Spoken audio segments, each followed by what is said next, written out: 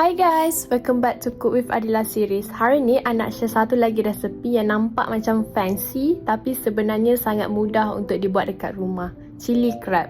Kalau korang suka makanan seafood yang penuh dengan rasa, kuah yang pekat, pedas dan sedikit manis, resepi ni memang wajib korang cuba.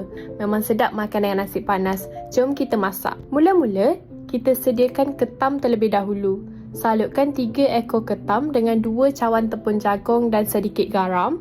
Kemudian goreng ketam sehingga garing. Bila dah masak, angkat dan toskan. Untuk bahan tumisan pula, potong halus 2 biji bawang merah, cincang 4 ulas bawang putih, potong halus 1 inci halia dan sediakan 3 biji cili kering. Kalau korang ada blender, bahan-bahan ni boleh jadi kisar terus. Tumiskan bahan tumisan bersama 3 sudu besar cili boh sehingga pecah minyak dan naik bau. Masukkan 1 tangkai daun kari, 1 batang serai dan 1 sudu kecil serbuk kari.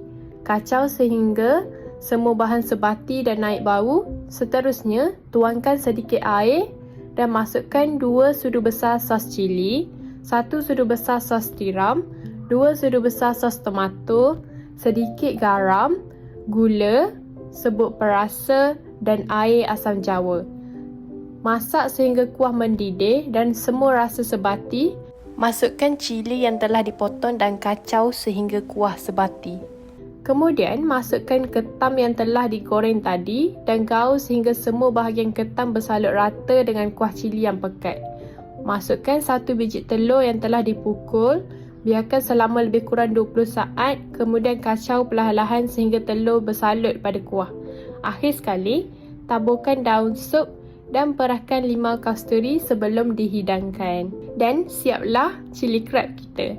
Tengok kuah dia yang pekat, berempah dan penuh dengan rasa. Memang sedap dimakan dengan nasi panas. Walaupun buat dekat rumah, rasa dia tetap macam menu special. Jangan lupa follow Cook with Adila series untuk lebih banyak resepi mudah, sedap dan homemade.